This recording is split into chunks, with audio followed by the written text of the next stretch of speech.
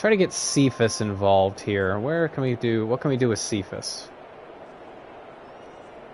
Coming up at halftime, I'll go for one personality. That's you, Charles. Okay, looks like Cephas is singled up here. The coach. He'll have stats and scores from around the NFL. There we go. Jonathan Coachman, both larger than life. No doubt about it. But you're stuck with me in this booth, and he's miles away and smiling. And happy. A big play there for Detroit. How many yards was that? Well, that certainly changes things. Yeah, I think the thought process is they take this lead into the locker room, run something simple here and run the clock out. Instead, they get the big play. Now they have a chance to increase what they've done in the first half. I think they're in man again. For a chain mover, they're all the way down inside the 40 now for 1st and 10. Now a man open down the middle of the field, and they'll wind up getting this one all the way Cephas down inside the 20. Back-to-back receptions for him, and it's another 1st down. I'm not going to get too crazy here. With those faster passes and they're going that fast, any hesitation as a quarterback that the deflection, if you miss, might be bigger and lead to an interception? Yeah, the deflection works both ways. Maybe a defender gets a hand in the way and it pops in the air, and sometimes you throw it so hard your receiver can't handle it, and he pops it up in the air for the defenders to grab as well. But a moot point there as they were able to connect. At the 12-yard line. And the stop will come inside the 5 at the 4. Even if I just get a field goal here, I'm going to be happy. I'm not going to force it into the end zone. I'm really not, because they could easily intercept it and take it back for a touchdown. I've seen it happen.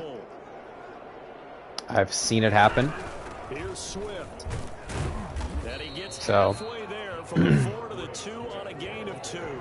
Now a timeout taken. We're just going to chill. Perhaps a chance for one more quick play and then another timeout if they hurry. We'll see.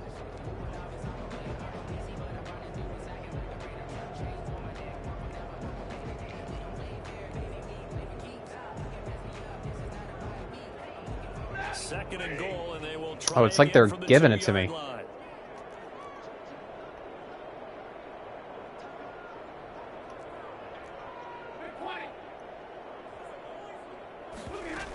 They'll run with Swift, and he'll get into the end. It's like charity.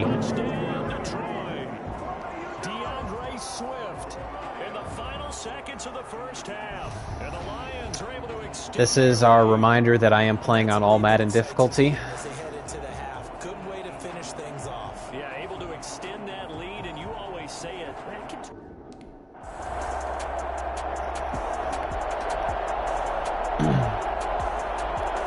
And we get the ball to start the second half. Whew. Let's get Cephas a little run again. Oh no, he's not in on this one.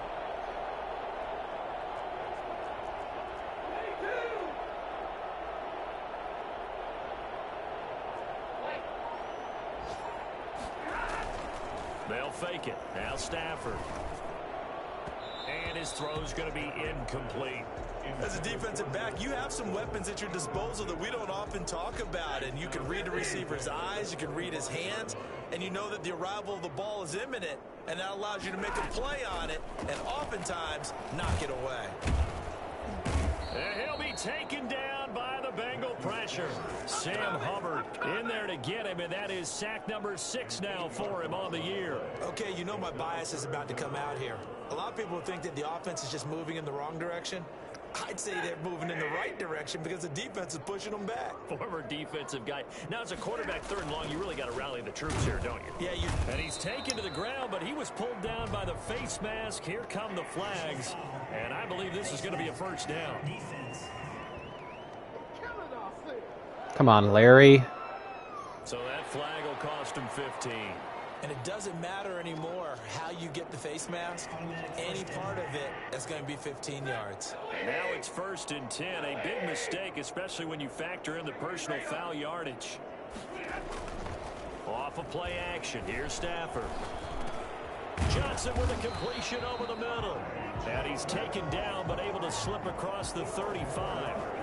12 more yards there and another first down. But whenever you call and run the hitch route, a lot of times that ball's got to be in the air before the receiver even turns around. That's the result of throwing it so many times in practice. Is really a timing route. Make sure that ball's out of your hands, and oftentimes Sometimes the receiver turns around, and there's the ball. Nice completion there.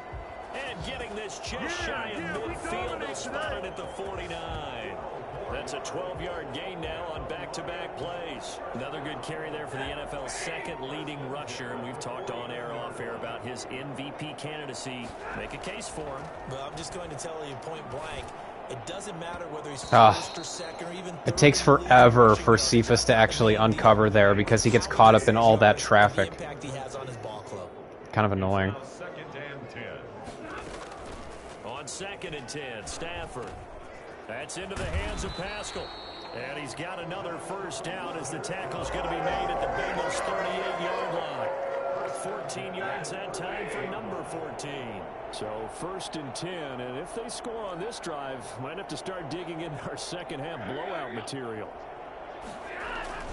Stafford going to give this one off to Johnson. And they'll get him down after a pickup of 8, 2nd and 2. Looks to me like maybe there's a little attrition setting in with this drive, because when you see that type of a run, I get the feeling the defense getting a little bit tired. And that's the last thing they need, especially when they look up at the scoreboard.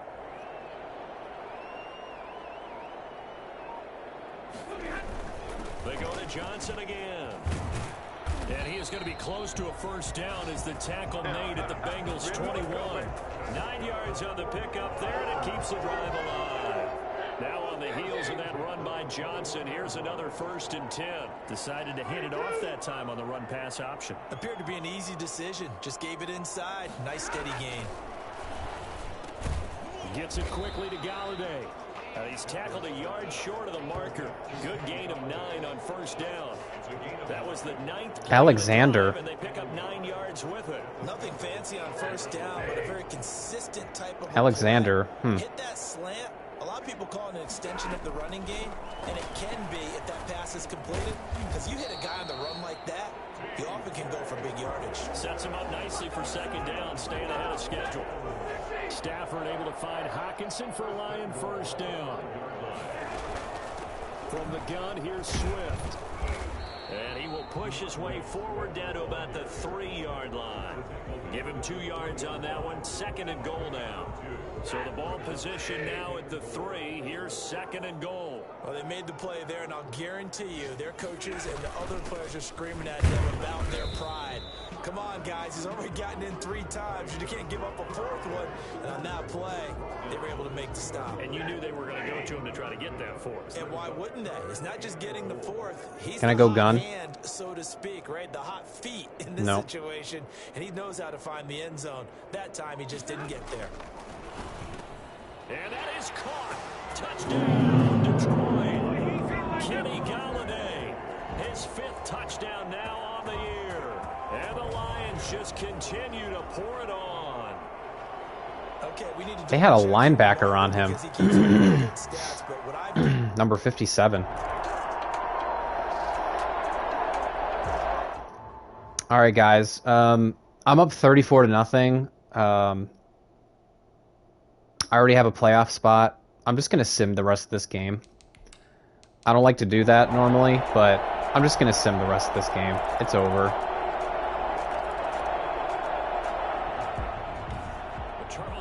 There's no point in me wasting your guys' time.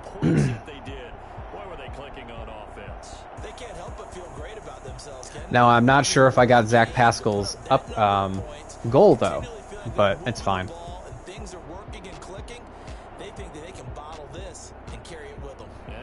Or Quintez Cephas' goal. You can do anything wrong. Whatever you call, run, pass, it's all going to work. That's called being in the zone. So for the Lions, a final win here means they'll finish off the regular season at a solid 13-3. And now they'll await the final seeding for the playoffs ahead. Meanwhile, for Cincinnati, this might wind up being a tough. Let's see, did he get to 100? Probably not. 9-7. And they'll get their shot at playoff 98 yards. Sugar. That's okay. Quintez Cephas is not that great of a player anyways.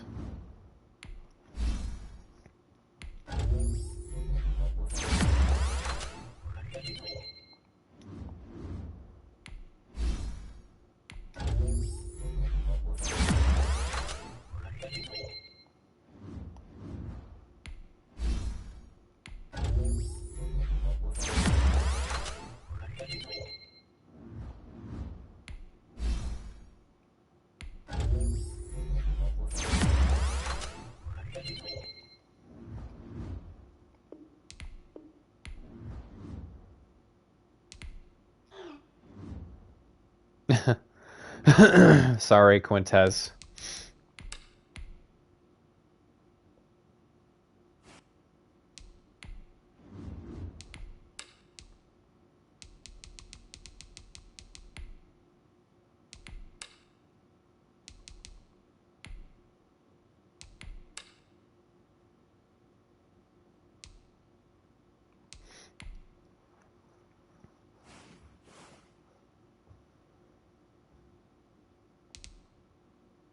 So did we get the first round bye? We did.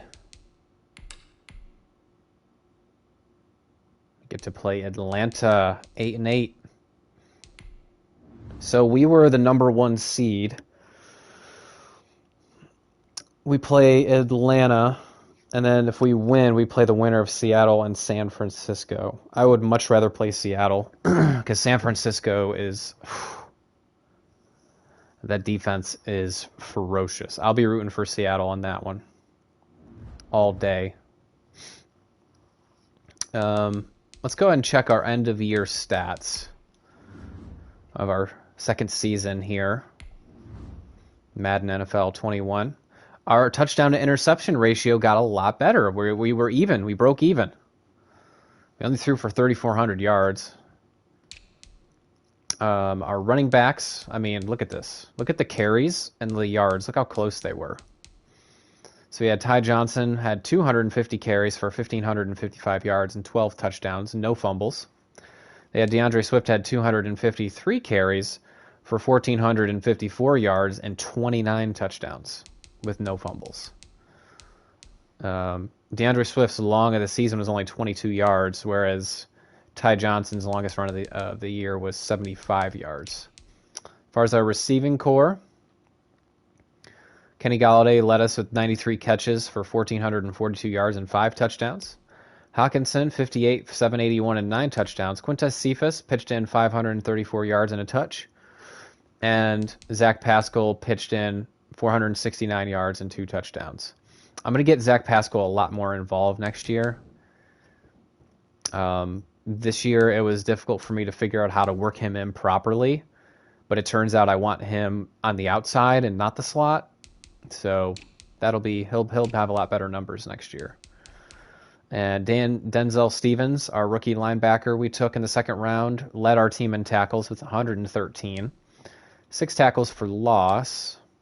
He tied us for tackles for loss with 6. Sacks, Trey Flowers had 15. Jameel Bowe, our rookie, had 10. Dorrance Armstrong had 8, even though he missed several games. Sean Hannon had 5.5. Interceptions, Jeff Okudah had 2, Coleman had 2, and Levi Wallace had 2. And forced fumbles, Trey Flowers had 2, and Christian Jones had 1. I guess we'll check. We had 2 defensive touchdowns, one by Justin Coleman and one by Levi Wallace. So there you have it. As far as our awards, Cam Newton won the MVP, as strange as that is to utter out of my mouth. DeAndre Swift won the Offensive Player of the Year. Defensive Player of the Year was Kamu Grugier-Hill. I'm not sure what kind of a season he had, but I'm sure he had a good one. Offensive Rookie of the Year, nobody we have. Defensive Rookie of the Year, Denzel Stevens came in 7th there, and Jameel Bowe came in 9th. So we had 2 players in the top 10, which was cool. Best running back, DeAndre Swift. Ty Johnson came in 3rd. Best wide receiver, Kenny Golladay was 4th on that list. Very good. Frank Ragnow was number 3 as far as O-line. D-line, Trey Flowers was 7th. Linebacker, I don't see any linebackers here from us. I don't see any DBs either. Kicker. All right, well, there you have it. I think I'm going to keep this train rolling just because I feel pretty confident off of that win. Feeling pretty good. So I think we will go ahead and continue the stream. Go ahead and play the Atlanta Falcons. So since we did have that first round bye, If we win this game, we're automatically in the conference championship, which is great. Let's level up our people here.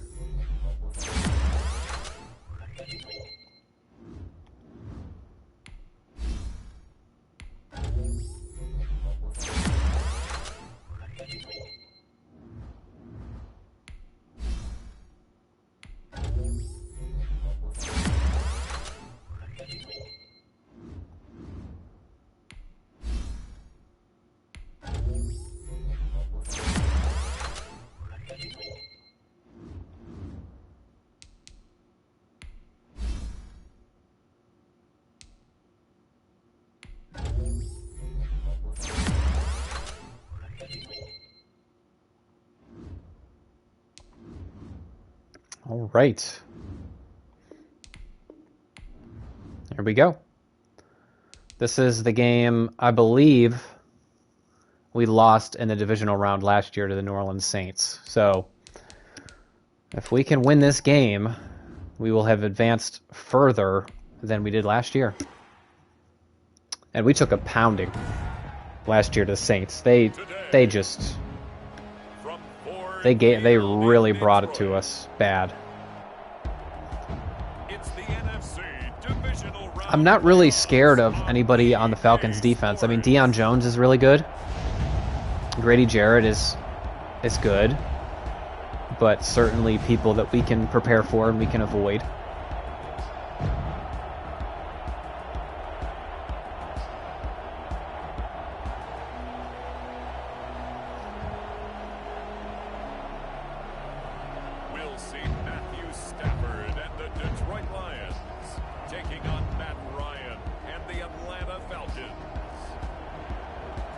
This Lion fan base have been craving home playoff football since this building opened in 2002, and they've got it today at Ford Field in Detroit.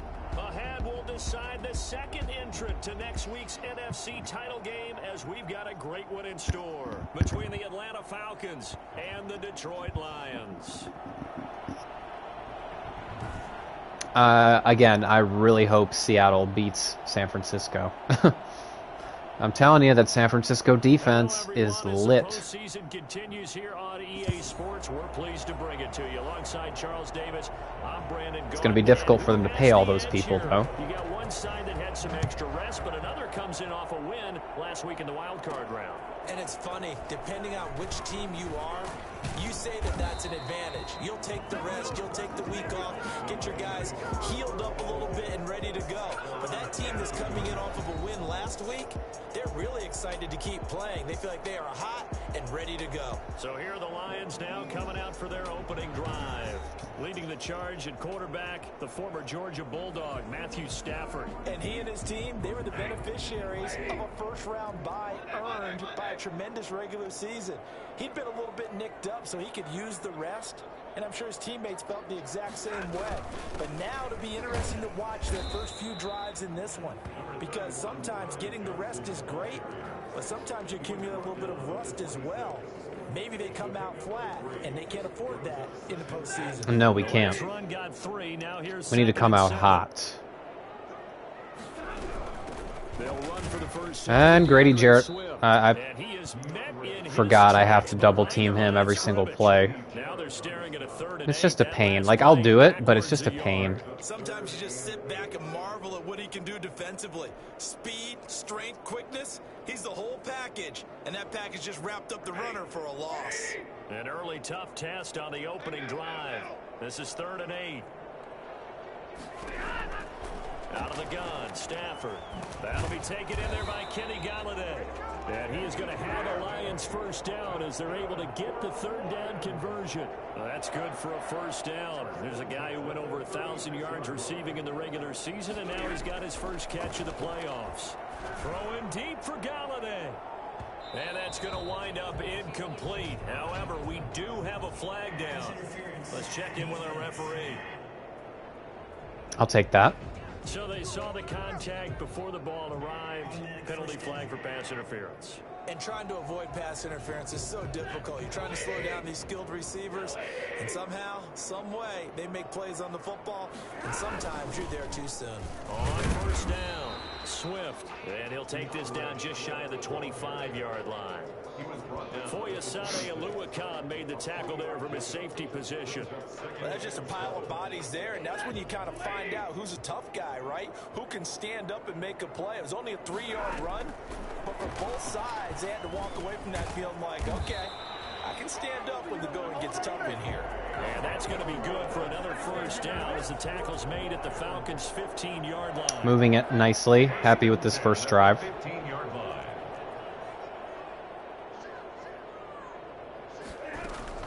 Now it's Swift. This will be stopped about 2 yards shy of the marker. 8-yard gain, 2nd and 2. 7-yard line. It's a gain of 8. They're blitzing that corner. Right over top of Golladay. On 2nd and 2, Stafford. Golladay got completely knocked off of his route, dude. If I would have thrown an interception there, I would have been so pissed. Luckily, I threw it outside, so it wasn't going to be intercepted by Deion Jones. Beautiful, beautiful.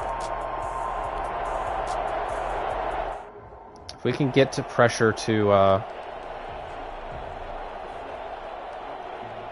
if we can get pressure on Matt Ryan, we'll be fine.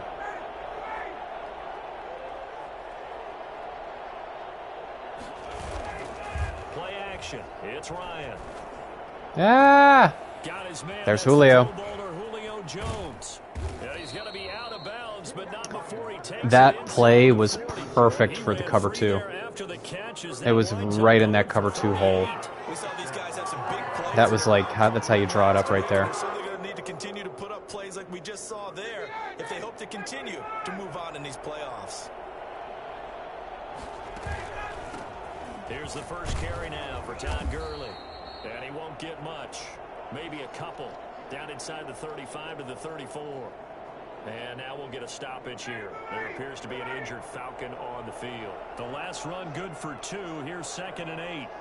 While the training staff takes a peek, we'll take a break. Looking right sideline, but it's incomplete. In need of a conversion on 3rd down. They had the big play to start the drive. Not much sense. From the gun, it's Ryan. Oh, that should have been a fumble. That really should have been a fumble. They were able to get in there and influence the throw. Remember, quarterbacks got to get rid of it. They don't have the tucker roll that they can fall back on anymore. And this one is right down Broadway. And they are on the board, but still trailing. It's 7-3. These kickers now, it's like we take them for granted. Kicks like that used to be such a big deal, and now you just expect them to make it. Yeah, you're exactly right, and we shouldn't take them for granted. But I have a theory about it. You want to hear it? Yep. They are more athletic now than ever before. Talk about kickers. Trace their backgrounds, trace their histories. You'll find that they were big-time athletes all along, but their kicking was so prevalent that we made them specialists. Well, and now those 50-plus yarders seem easy for some reason.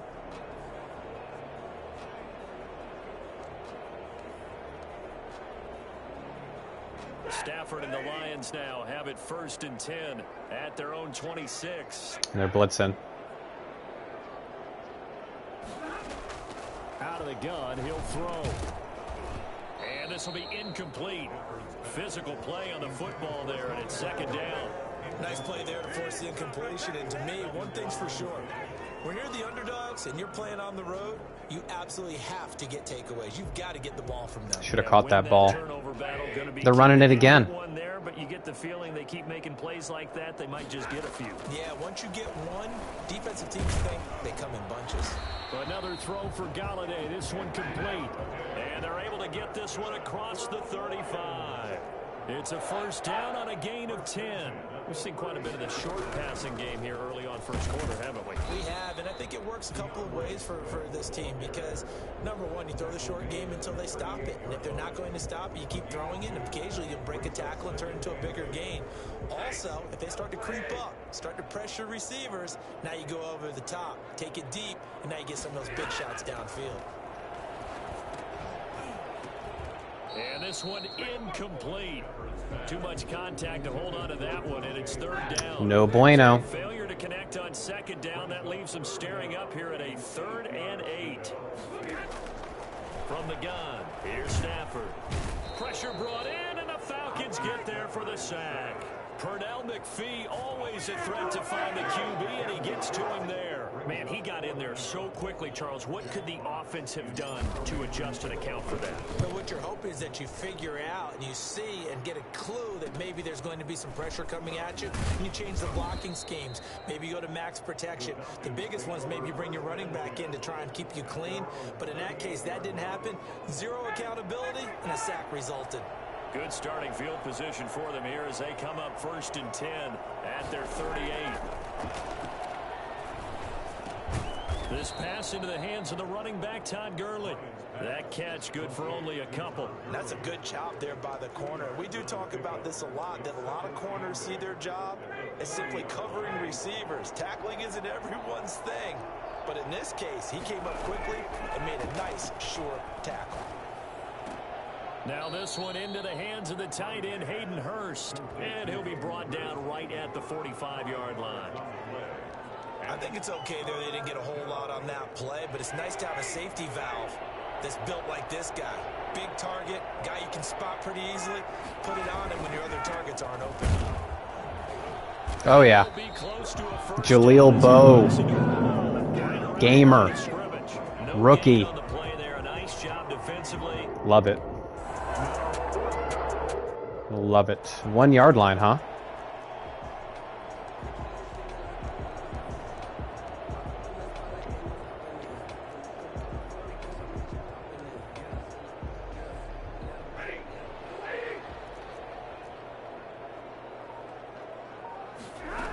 They'll start on the ground with Swift. And they'll get him down up past the I'm going to hurry up. For as big and strong as some of these guys are, especially when you see them in full pads, it is sometimes hard to appreciate how truly fast they can move. That was incredible. And first and foremost, this is all about vision. He can see the play developing right in front of him. And once he's past the line of scrimmage and got a full head of steam behind him, he's just going to keep right on going. And if you're wondering how fast he was, and just like that, we go from the 1 yard line to the 32 yard line. 11 yards there, first down. Set the tone and show that they can run the football. I believe that they've done that here in the first quarter. From the 32 now, here's 1st and 10.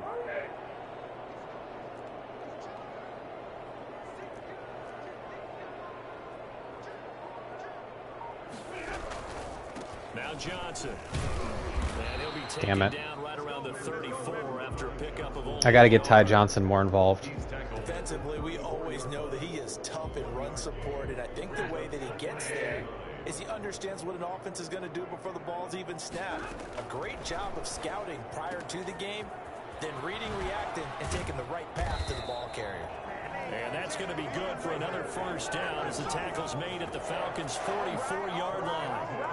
44-yard line.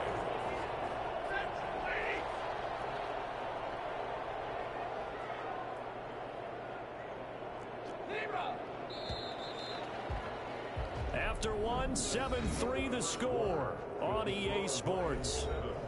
Falcons 3.